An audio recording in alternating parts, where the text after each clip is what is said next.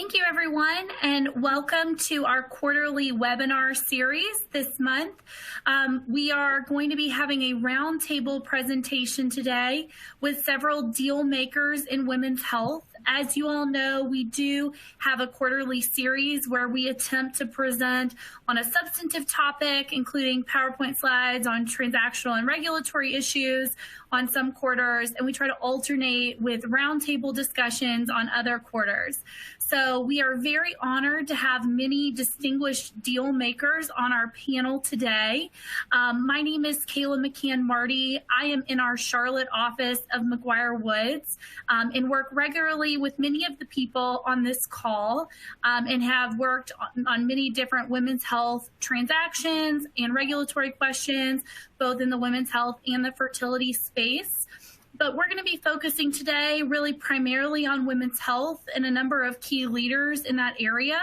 So before we get started, I'm going to ask each of the individuals to introduce themselves, starting with our first panelist, Anthony Ahi, Chief Executive Officer with Together Women's Health. Anthony, can you please just give us a little bit of your background and introduction and experience in women's health? Thank you, Kayla, and thank you, McGuireWoods, for hosting this webcast. I think it's a great forum and a great group of individuals on this call today. So I am the CEO of Together Women's Health. We are a mission-driven organization focused on building a network of leading OBGYN practitioners throughout the country. We are Midwest-based here in Michigan, just outside of Detroit. And we launched officially the beginning of this year in partnership with Shore Capital Partners, our sponsor. I will tell you that my background is not in healthcare. My background is actually in the consumer space. And coming from the consumer space into healthcare, I think has given me the perspective of really focusing on the patients and the patient experience. And ultimately, that's what drives us as a mission-driven organization. We want to improve the lives of our healthcare partners, but we also want to enrich the lives of our patients. And that comes by way of thinking about their experience from start to finish. So really excited to be here today with all of you. Great, thank you. Our next distinguished panelist is Andrea Ballo. She's Division President and General Counsel of Women's Health USA. Andrea, can you just give us a little bit of your background? Sure. Thank you very much for inviting me here today. I am Andrea Ballo. I'm the Division President and General Counsel for Women's Health USA, or WUSA, as we like to call it. WUSA is a national company with physician partners in states across the country. We are, as of August, part of the unified family of companies, and together we represent over 2,500 women's health providers. We're in 19 states. And an interesting factoid is that one in every 23 deliveries right now are born to a WUSA or women's unified provider. I actually came to WUSA. My background is as a corporate attorney, but I have pivoted in the last several years to get a lot more involved directly in both the sales and negotiations, working with physician providers with the mission to provide the very best care that we can to women around the country, and also to enable our providers with everything that they need, whether it's tools, manpower, or capital, to continue to grow their practices and deliver that top quality clinical care. So thank you very much for having me today. Thank you for joining us. And next on our panel is our only investment banker, Christian Pesky, Managing Director at Cain Brothers. Christian, can you please introduce yourself? Sure. It's so nice to be the only investment banker on a panel. It's just, if not, it would just be way too much nonsense being talked about. So we have some real content here, thanks to the rest of the panelists.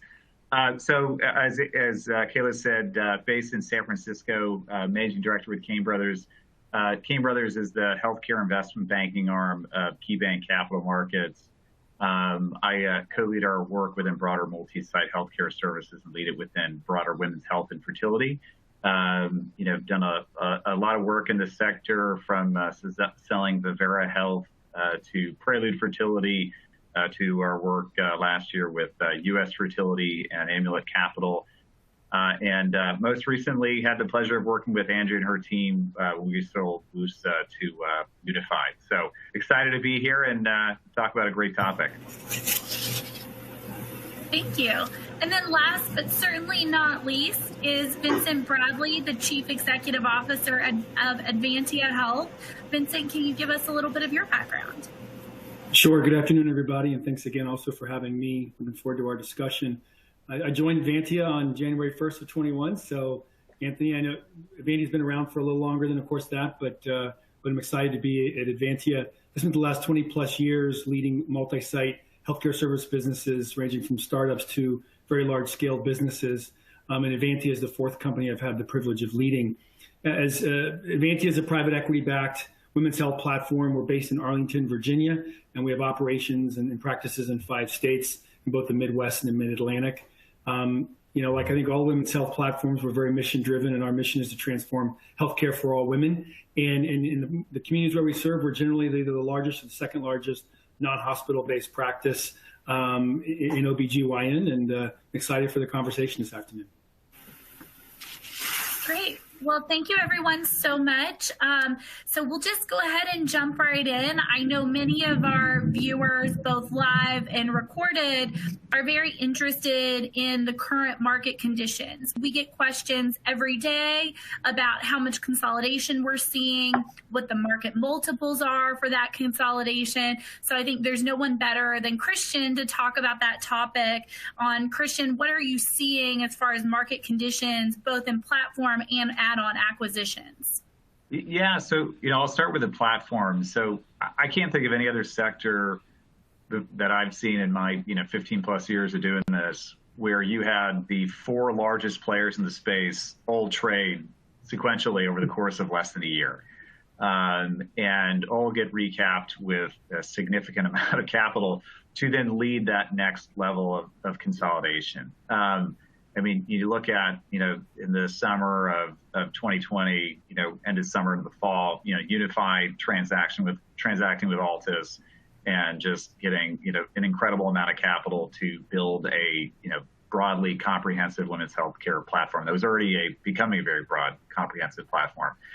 And then Women's Care Enterprises sold to VC partners. And then Axia sold to partners. And then we sold WUSA to Unified. So literally you had just the 4 largest players all get recapitalized over the course of 9 months. And so the big question is, so what does that mean, right? Well, it means that from a larger platform standpoint, you don't have any of those groups out there, and WUSA sold to Unified, which we were the advisor on. So there goes one of the 4 is now, part of Unified. So I think what you're seeing now is you've got a fresh set of capital looking to be aggressive, but it's being appropriately aggressive in the right markets. I think one of the things that, we really saw during our WUSA process and in our work with some of the other processes, some of the buyers is, not every market is created equal. So the opportunities, just why someone wants to, get into a space or get into a geography is based on what's going on in that market. So the demographics and the trends in Las Vegas or, Austin, Texas, it's a lot different than, let's say, Oklahoma City or, name another city, Iowa, some of the Midwest. And so there's a big difference in terms of the bigger market opportunity and thinking about physician recruitment and where it goes from there. So, and I also think the biggest trend that we're seeing as it relates to valuation dynamics in the sector is where does this whole transition to value-based care? I mean, that's what it's about. And everyone talks a big game about value-based care, but I think, as I look at it across broader healthcare, where does value-based care work? And in my mind, it works where you have a defined event or defined population.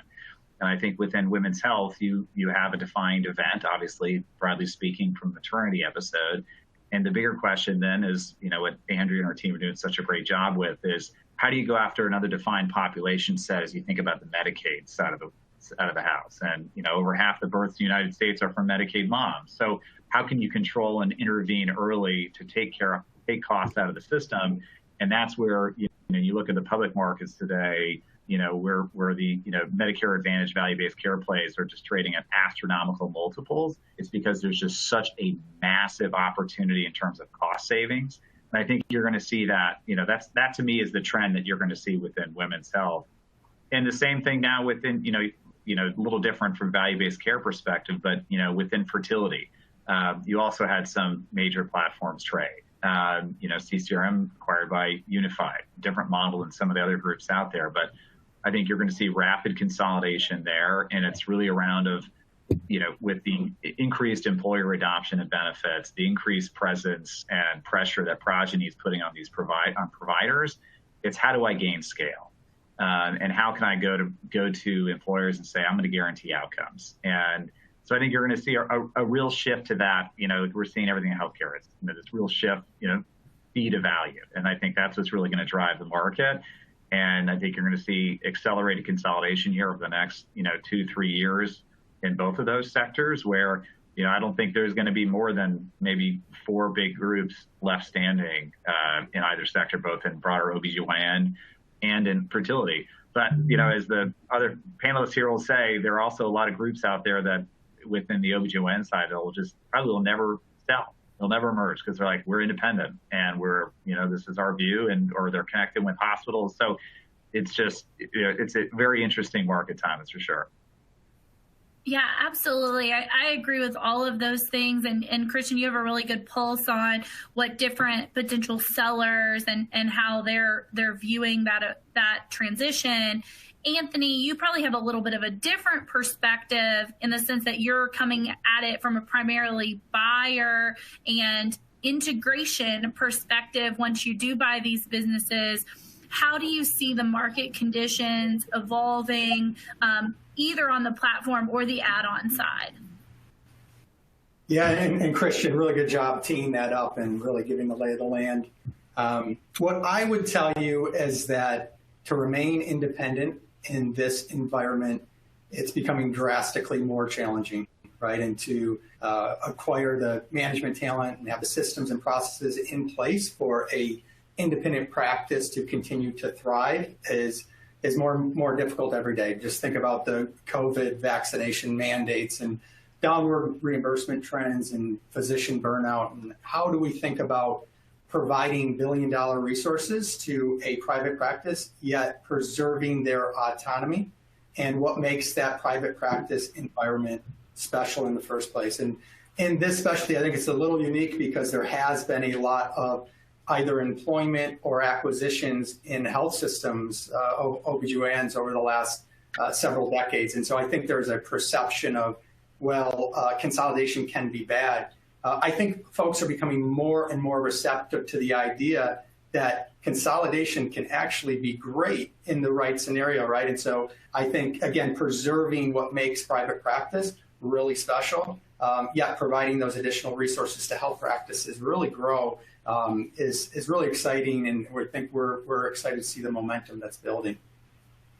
And if I could just add on to that, Anthony, Absolutely. I think, one of the other things that, as you talk about consolidation, right, there's a lot of concern, I think, in the OBGYN community, not just from hospital affiliation, but also from, the CVSs and the Walgreens of the world who are seeking to further commoditize this specialty. And really, from a physician point of view and speaking to our own physicians, there's a real fear that if we don't, come together in a Unified or an Advantia or Together Health type organization, that it will further water down the specialty. And, they don't see themselves as specialists who should be sitting in a clinic alongside of, the magazine stand at Walgreens, that this is a truly unique specialty, and women deserve the care in a private practice setting that, can't be replicated either in a hospital setting or in a drugstore setting, really. Yeah, if I could just add one last thing to build on all these comments.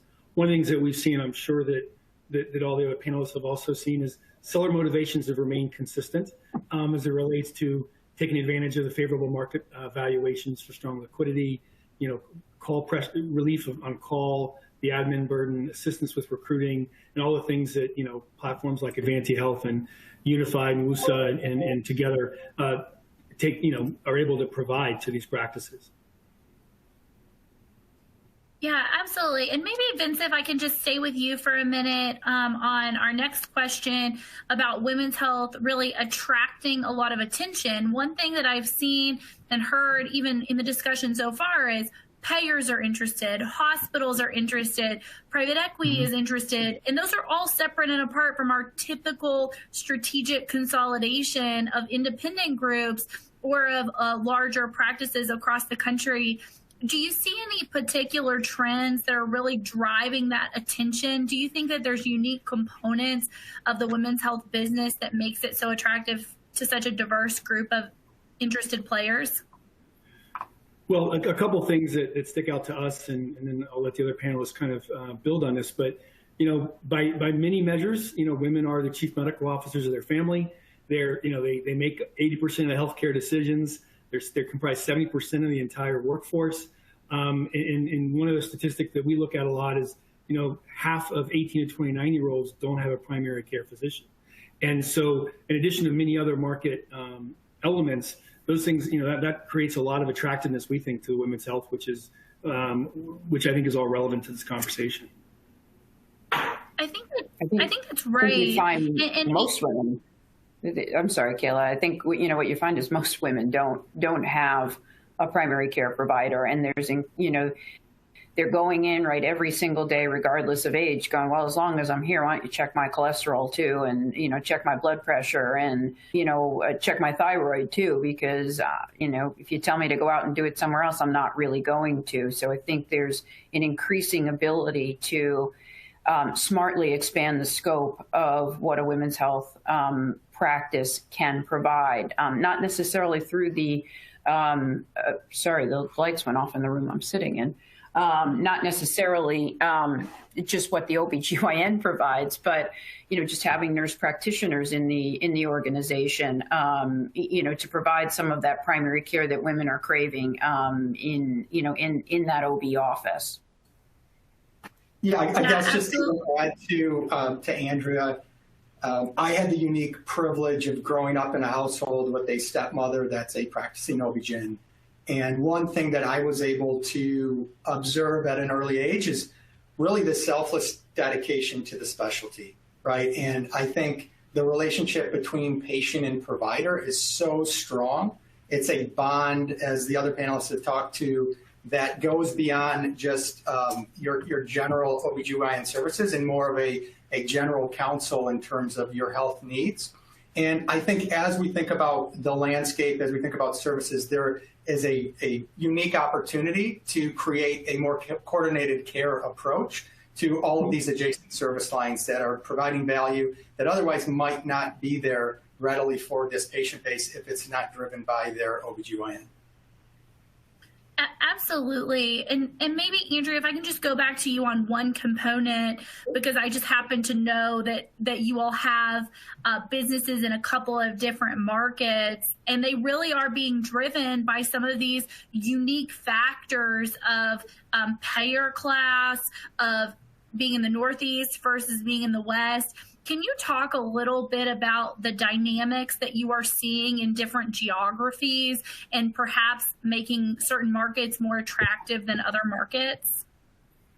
Sure. I mean, I think for Women's Health USA, we invested very specifically and deliberately in the West. I think what you see in some of the Western states, Arizona, Nevada, Texas, some of the other markets that we're working to get into, very, very high birth rates, explosive population growth, honestly, a real emptying out from some of the Northeast states out to the West. And, the supply of physicians, if you look at a market like Nevada, cannot even keep up with the demand in that market. And, I think that the national statistics, right, is 50% of all births are born to someone with Medicaid as their, primary insurer.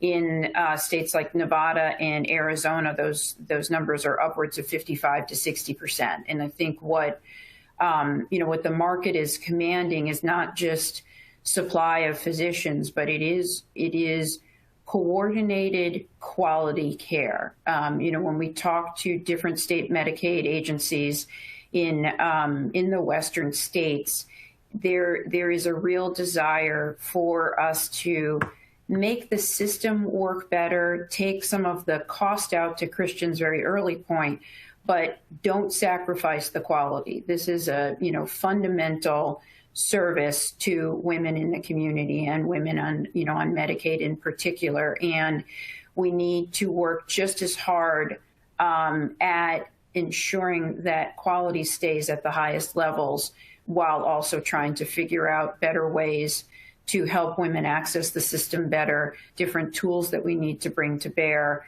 But I think what we're seeing out west is a real desire for coordinated quality care. That's not to say that it doesn't exist on the East Coast, but the market drive on the West is, I would say, at a sort of fever pitch, just because of the explosive nature of the population growth.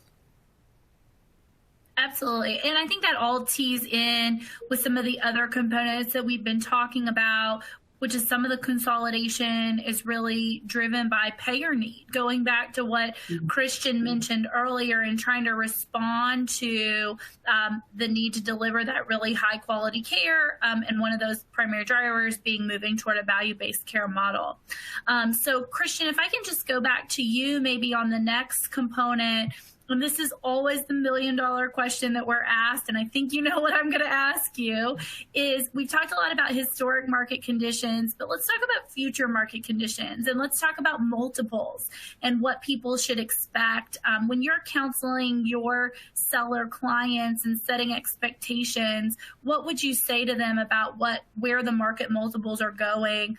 And let's focus, if it's okay, on mostly add-on type transactions, since many of the big platform transactions have already happened this past year.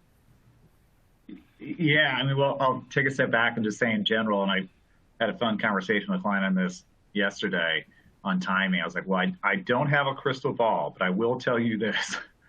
It is pretty darn frothy out there right now. And I can't tell you in the next 6 to 9 months, 12 months, if it's going to be going up or it's going down or not. But now is probably a pretty good time if you're contemplating transacting, but there's a variety of dynamics around just, broadly speaking, around just, attention and where you're going to get people to really dig in, and just people are really picking their spots in the market. But to your base question, Kayla, I would say that, look, there are other platforms out there. I mean, we've got 2 great platforms on the call right now. And I think if anything, it's an opportunity for those those platforms to say to these other groups, hey, look, we're on the rise, and we're building a really unique business as well. We'd like you to be a part of it. I think what you're going to see as it relates to market multiples from an add-on perspective is that you have such a competitive market now that you're going to see multiples going up for the really quality assets in the markets where people want to be in. But again, not every group's trying to be in every market. So I think for, select markets that, as Andrea was referencing earlier, that have really good demographic trends that are growing, population is growing. There's an opportunity from a value-based care perspective. The hospital partnership system dynamics are right. Those are going to be the markets where groups will really lean in on. But a lot of this is, so much of this is about the partnership, right? It's not like these docs are selling and going home. I mean, they're going to live with this, and they're going to live with their buyer. So it's not just about price. It's about who's going to make my life better, who's going to allow me to recruit more physicians, who's going to allow me to feel, be more successful in our practice. And there's so many different deal structures and dynamics. I mean, WUSA's model was a very different one compared to Axia. And, same thing with women's care. So there's all different flavors around, what these groups could be interested in. But I think the most important thing is, they're all going to be rolling significantly into these groups. So it's a matter of who's that right partner, and who's going to be someone that's going to bring them the tools and technology and resources that are required to continue to be successful. For Anthony's comment earlier of value-based care is coming. And, if you're sitting on an island by yourself, it's probably pretty hard to invest in the resources to be able to be successful with it. So that's what I think it's more about is, the various consolidators out there, the platforms really selling what we bring to you. It's not just, hey, I'm giving you the highest, I'm going to top tick, price.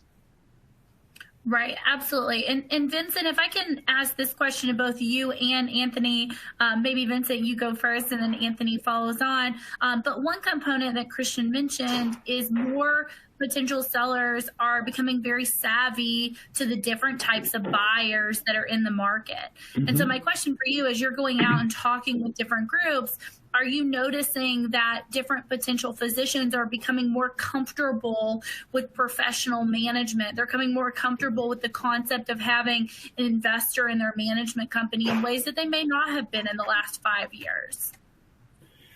I think so. I think that, probably like regardless of the cycle, regardless of the state we're in, building relationships, getting alignment on the model, cultural fit, for us, focus on quality and experience, which is, I'm sure, similar to the other groups, I think is essential. When we look at practices and we start building those relationships and how our approach may be a little different or differentiated from others, we're also then looking at, the number and stability of those providers. I mean, again, this is kind of all standard stuff here, but a good track record of sustained growth and ability to grow, how we can apply some of our strategies on, value-based care to Christian's earlier point, where we know the vast majority of our contracts now with payers have components of either pay for performance or VBC, which I think is essential for them to see both the synergy value and the opportunities to grow.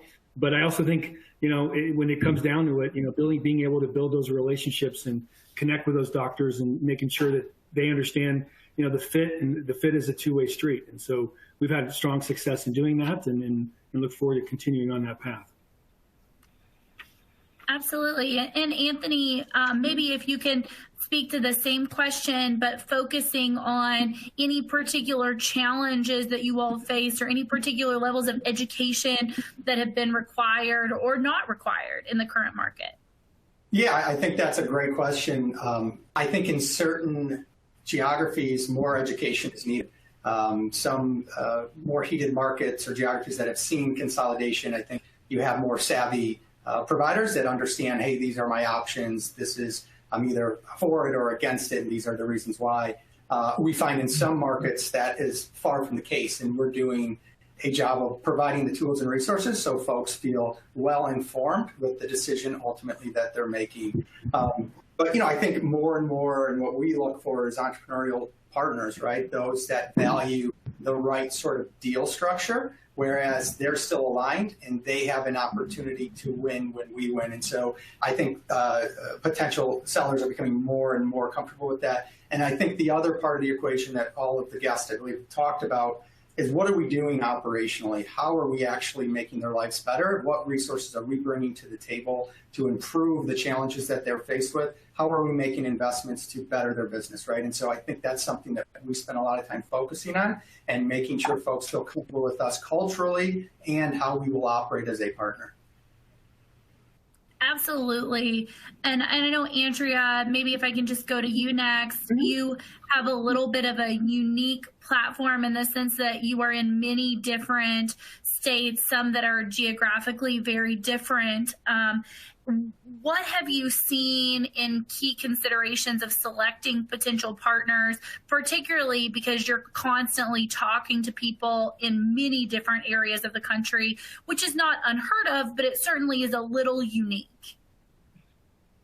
Are you talking, Kayla, about our selection of partners or who the physician selects as a partner? Oh, both concepts. So the things that you all are looking for, like Anthony was talking about, in kind of an entrepreneurial spirit, willing to partner, willing to grow, right, but also any questions that you're getting from the physicians and what they're particularly looking for and ways that you all have been able to flex or meet the needs where they are with the physicians.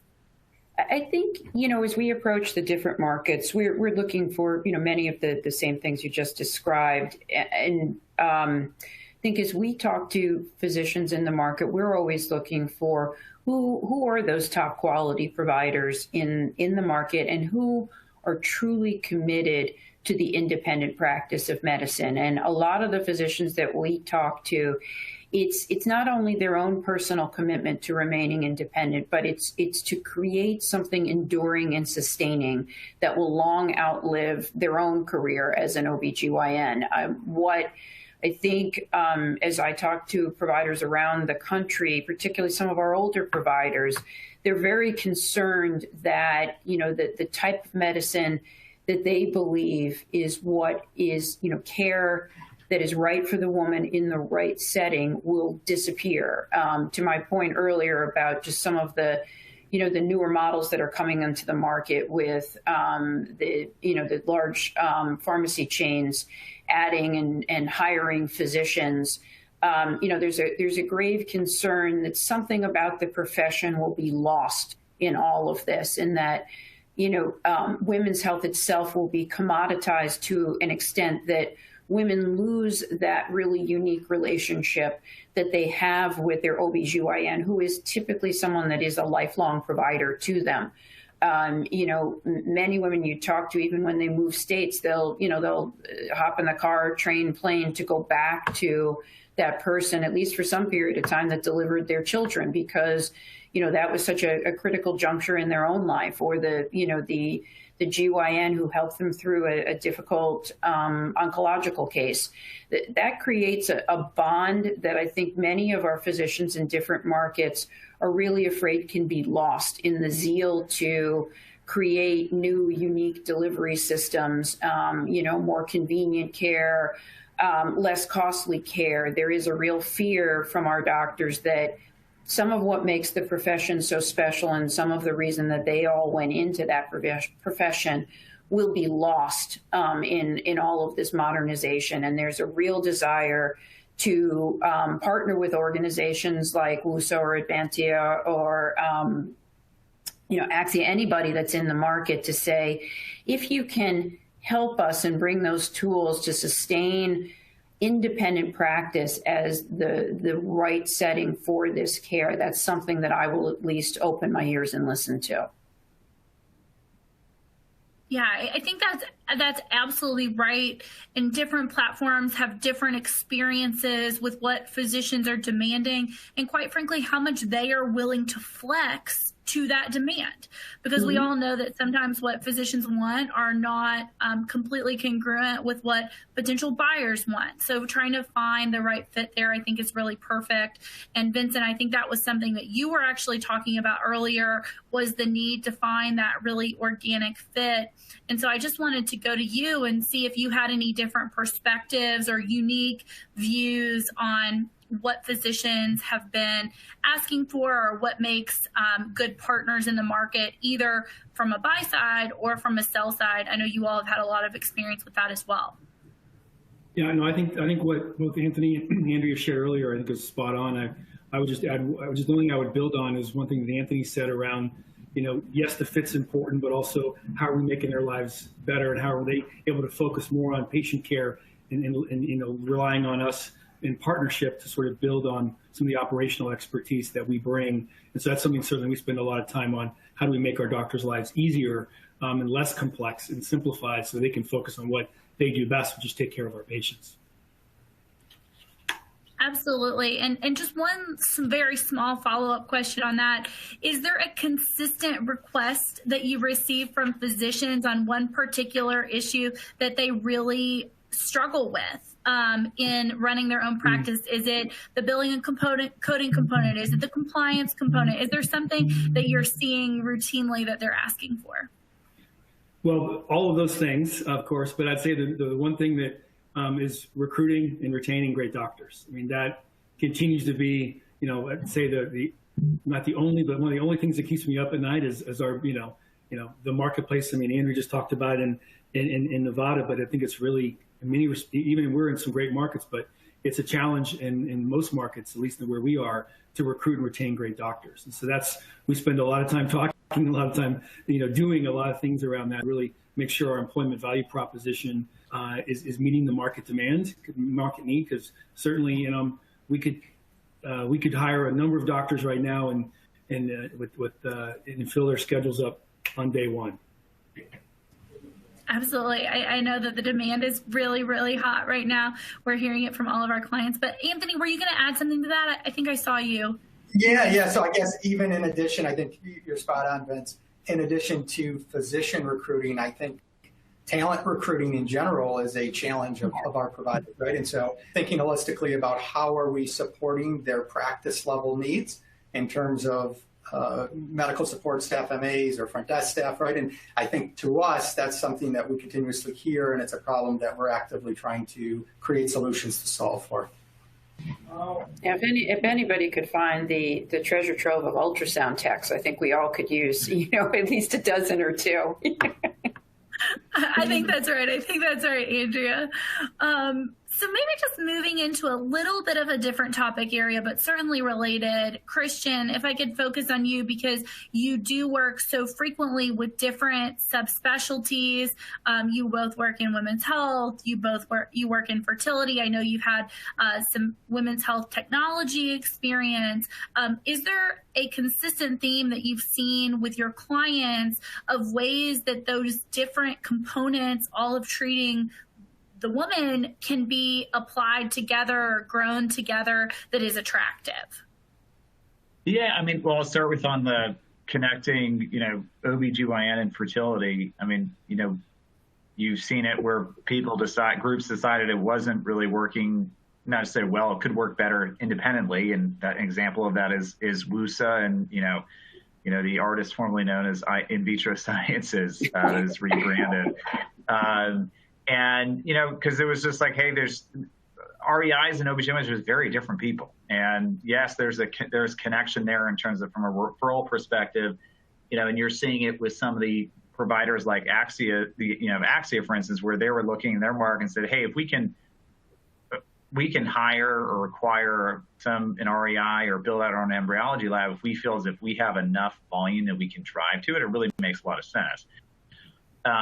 And then you also saw it obviously with Unified acquiring CCRM, where Unified looked at it and said, our goal is to be able to show we are kind of, soup to nuts, a full comprehensive, provide all care for women. And fertility is a key part of that. And also CCRM has the de novo model, which allows as, Unified goes into these bigger markets and says, hey, let's build a CCRM here as well. Let's drive that practice that way. But those businesses are still operated, independently. But they're connected.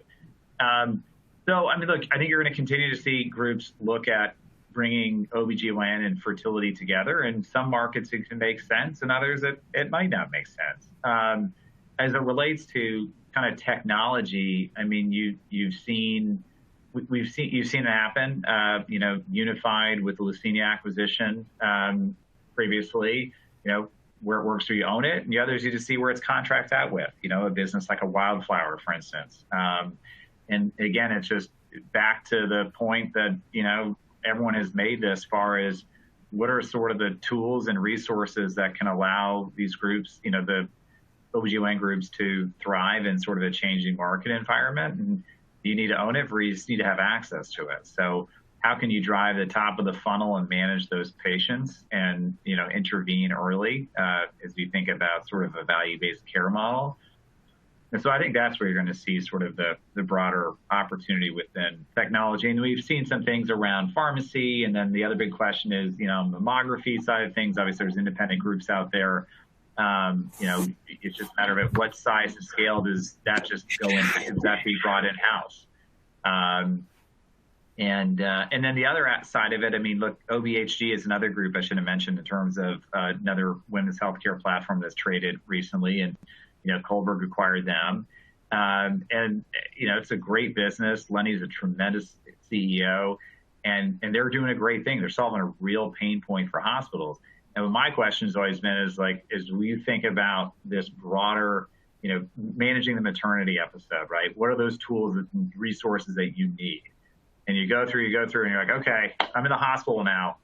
This is where the vast majority of the spend ends up happening. How can I control or manage in some way, shape, or form that handoff so, babies aren't unnecessarily being put into the NICU, and that, women aren't staying for, 3 nights or whatever. They don't need to for more than a night or 2 or what. So that's where I think is the next phase of this, and is how do you connect that at the end?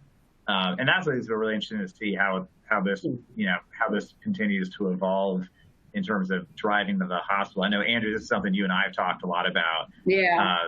Because how do you manage that? There's so different ways to manage the front end. And like, Andrea talked about this before as well. It's like, everyone talks, technology is very important, but so much of this is just simple blocking and tackling.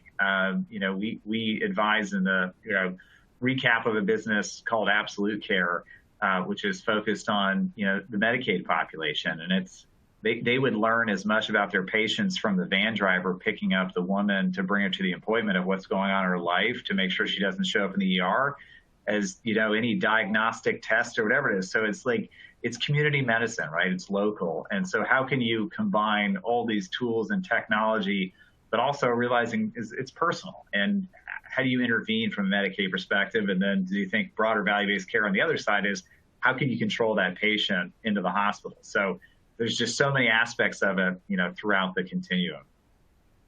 Yeah, absolutely. And Andrea, if you don't mind, if I can just focus, this related question to you is about vertical integration. So some people talk about vertical integration as laborious program, lab, mammography, OB, MFM, that kind of internal vertical integration. And then some people have begun to extend that and discuss the possibility of adding hospitals, anesthesia, pediatrics, even other types of providers to that vertical integration.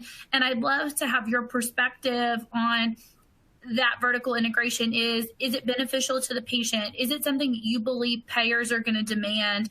Or do you think we'll continue to see mostly horizontal integration?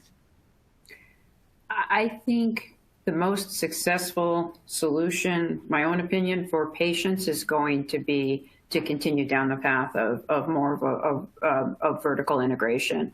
I think what you see in the market is that, everybody's got a different solution, right? There's the commercial population responds well to app-based solutions and, anything you can find on your phone that will provide you information.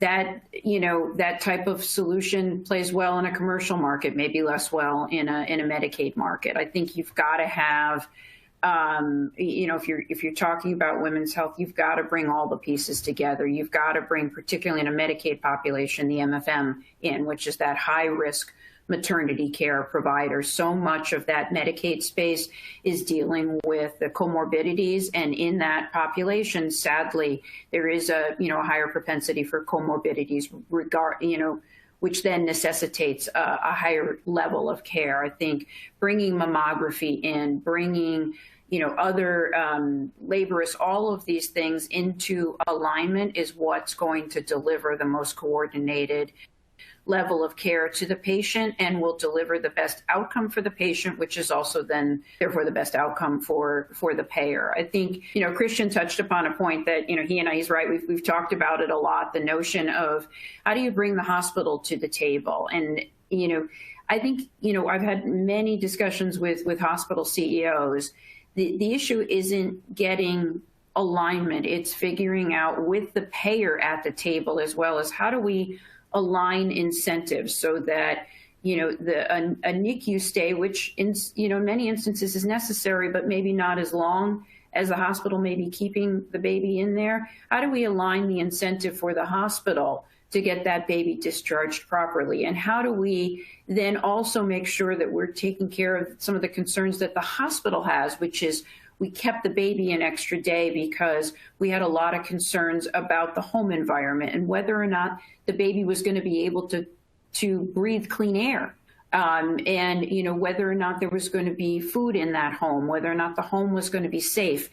Because if the hospital has some concerns about that, the baby's just going to boomerang back in very quickly, resulting in another stay. And there's so much, we're kind of just scratching the surface on all of these things, but these are the things, when you think about what keeps you up at night, these are the things that I think we all want to dig in and solve. And I think in a vertical alignment, we're going to have the best opportunity to do that. Absolutely. And part and parcel with vertical integration is access to technology and ancillaries. And both Christian and Andrea mentioned mammography, for example, is a classic ancillary service line that's often in OBGYN businesses, but people also view it sometimes as a component of vertical integration. So Anthony, if I can just go to you next and ask you the question, what do you view as some of the most attractive ancillary service lines, maybe outside of mammography that we've already talked about, and technology that can be utilized to really advance the quality of care that's being given to women in both independent and partnered OBGYN practices? Yeah, absolutely. I'll start by talking a little bit about breast health, because I think in smaller practices, oftentimes, there isn't a solution, right? I think in larger platform environments there are, but in a 6-doc office, they're being referred elsewhere. And I think that's a missed opportunity to elevate the patient care. Frankly, I think at the end of the day, someone may skip a second appointment because they have to take a second day off work and go across town to the hospital or wherever the screening is being done. However, if you can retain that in-house, I think it provides a more coordinated approach and convenience for the patients. It's something I think all of us have focused on and continue to see ways to add value for the patient.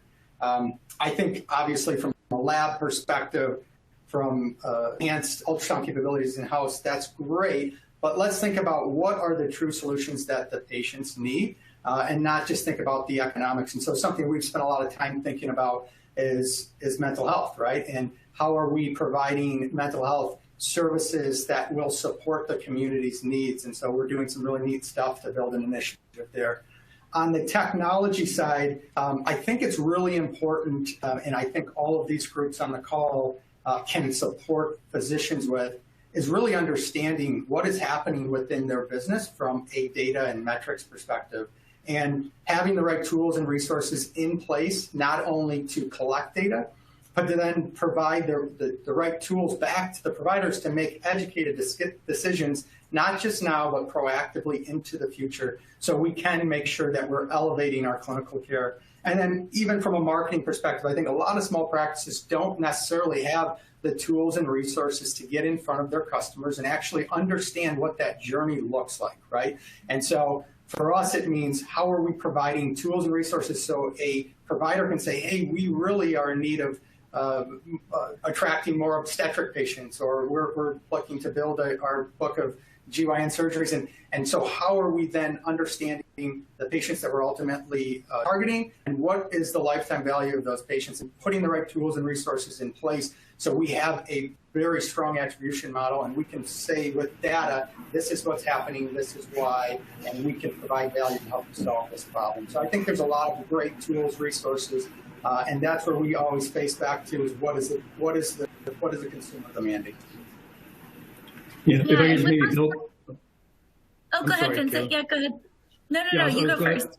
I was glad Anthony mentioned mental wellness because I was going to add to that. But one of the things that we've done at Advantia, we opened a de novo in Washington, D.C. in the U Street corridor, really kind of a trendy area of D.C., where we've truly provided an integrated offering with both OBGYN, primary care, and mental wellness integrated into one practice. And certainly as we explore also the labs, mammography, urogynecology, a number of mammography and others, we're also experimenting and just really trying to figure out how we can really bring a multitude of services into not just a traditional OBGYN practice, but also adding some of those ancillary services. They're really not ancillary, they're primary, to really meet the needs of our patients. And on the technology side, 2019, we purchased a product or a platform called Pacify. And so it's been a great success for us in providing mainly lactation consulting, doula services, mainly to Medicaid payers. And it provides us with a national reach to impact a lot more women. It's not just a technology, but it's a technology that with providers behind it, that it's on-demand 24/7. It literally within 30 seconds, a nursing mom can be with a certified lactation consultant right on her phone. And we've been able to demonstrate really great clinical outcomes, not only from the clinical side, but also financial savings. That there's another level of technology to sort of broaden our reach beyond just traditional OBGYN practices. Absolutely. And I love that you talked about both serving the patient, serving the physician, and being responsive to the payer, because I think that that's what the name of the game has been about, offering really good partnership.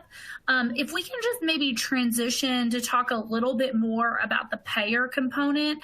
And Andrea, if I can just focus on you for a moment, how are you seeing private payers and government reimbursement changing or driving decision-making, both on the management side of the OBGYN businesses, but also on the clinical side that people should be mindful and consider?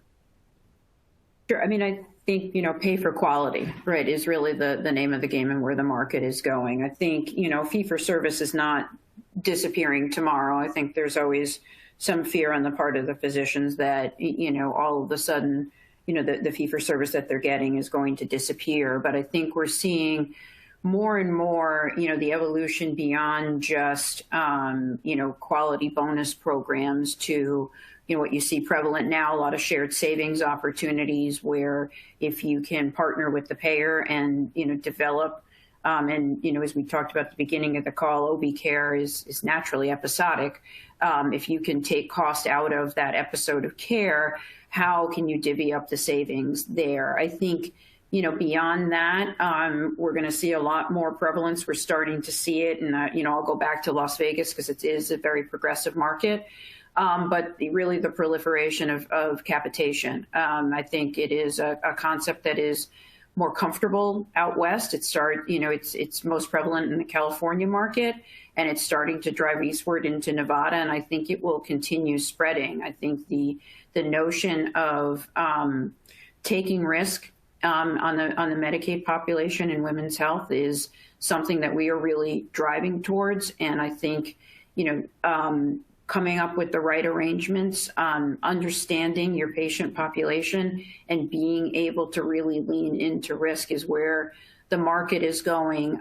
There's always going to be an appetite for that from the payers. And I think the more that, anyone leans into that's really, you're going to be at the front of where the market is going. And eventually, I think fee for service will start to disappear more and more. But where the payers are most interested is, paying for quality. And I think with the groups that are represented on the phone, we all have a unique opportunity to influence what that word quality means. And not, where we have to drive to is not just allowing the payer to define quality by, adherence to a handful of HEDIS measures that they pulled out of a book, but what does quality really mean? What can the physician really influence? And how do we get that physician rewarded for leaning into quality and delivering the better care that the patient wants and the payer needs for their members? Absolutely. And I know we're getting a little bit close to our time. So I'm going to just move on to the very last question we had on our slate and try to end on a very positive note. And Christian, if I can just start with you, since you kicked us off today, on what have you seen your clients and then observed generally in the market that people have learned over the past year, 2 years, particularly in light of COVID, that may be actually a benefit to the market? Is it availability of partnerships such that the consolidation allows you to expand out things like breast health, like what Anthony talked about? Is it a greater acceptance of private payer driven quality metrics? Anything that you want to focus on as a positive result? As it relates to COVID?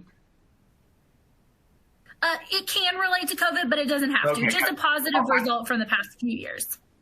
I think it's been, talk about COVID, is how can you be more efficient in your delivery of care? And how do you make sure you treat your employees and providers in a way that keeps them excited to keep coming back and puts them at the top, even more so above the patients, because without keeping a provider happy, you're not going to be able to keep your patient happy.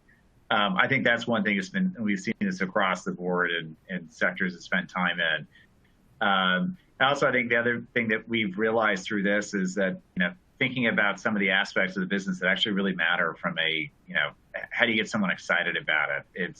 And how can you show that you've been able to manage through, what has just been, an unforeseen time here over the last 24 months. And that, leveraging those experiences to be able to be in a place to thrive in a, healthier environment. Absolutely. And Vincent, if I can go to you next, anything that you'd like to add to that? So I'll do three things briefly. Telehealth is here to stay, number one. Number two, if you can't be flexible and nimble, you will fail and you'll not stay competitive. And I think thirdly, the ability to kind of to build on the efficiency comment that Christian made is speed to execution. I think, again, none of those are new concepts, but nonetheless, COVID, I think, reinforced those, not only for me as a leader, but also for the organization at large. Absolutely. And Andrea, I know that your organization in particular went through a lot of changes in the past couple of years from a growth perspective, and then at the same time going through a recap, obviously dealing with COVID all at the same time. Anything unique that you all experienced that you would say is something that you'd really like to make sure you carry forward? I think the best thing that you can do through all of this is just to, recognize that in business as in life, change is constant. And, and that's one of the things that I think we spend a lot of time with our physicians, trying to make sure that they understand that the healthcare will ever evolve. And just because you saw value-based care, some flavor of it in the 70s, 80s, or 90s, whenever, your last reference point was, and it's coming back around again, we've all got to be open to change and what it may mean, and what's old will always be new again in healthcare. And your ability to be open to these things and to continue to adapt and to continue, to lean into things like telehealth, to app delivered healthcare information that goes well beyond just, Googling your condition or, what you can find on WebMD, but truly interactive healthcare that will come via your phone. These things are here, and we've all got to not hide from them, but really lean into them and see how do we keep our practices evolving in an ever changing world. And, making sure we talk a lot about in our board meetings about remaining relevant. And remaining relevant means that you lean into all of these things and you figure out what my private practice looked like, 5 years ago, 3 years ago, 6 months ago, may not be what it looks like 6 months from now, 3 years from now, 5 years from now. And that's okay. And that's where it needs to go. And just trying to keep that positivity around change is something that we spend a lot of time working towards, and something I work on myself. Yeah, absolutely. And I love that concept, leaning into what a patient needs, leaning in to what different partners and payers need. I love that. So if we can just maybe wrap up, Anthony, if I can kind of pose a similar question to you that Andrea was focusing on, do you have any particular advice on what we should all be leaning into in this market as we continue through 2022? Yeah, I just want to quickly highlight something that Christian mentioned that I think is so relevant, and I think something we all can appreciate. Coming out of the last couple of years, how you treat your employees is crucial, right? And I think some businesses neglected their employees, and others, I think, got behind them. They invested in them. They made sure they were supported with the right equipment, and furthermore, that they were continued to be paid fairly and honestly through that time. And so I think that really highlights the type of partner ultimately that you're in bed with, really. One thing that I sometimes tell our provider partners is, I'll have your back in the boardroom if you have my back in the exam room. And what that means for me is they are the clinical leaders. We're partnering with them because ultimately they are strong and they're powerful and they do what they do best. And what we do is make sure we're providing them the tools and resources to help them thrive, right? And so that's what a true partnership looks like. And I think over the last couple of years, that's shined for many partnerships. Absolutely. Well, panel, thank you so much for joining us. This has been a wonderful and very robust discussion. For everyone on the video and phone and who will listen to this on a recorded basis, thank you for joining us. If you ever have any questions, please feel free to reach out to me or anyone else on the call. Generally speaking, we're all happy to connect in the future. So with that, we will be sending around a follow-up email that does have the recording for everyone and future invites to our series on a quarterly basis. Thank you all so much. Thank you. Thank you all. Thank you.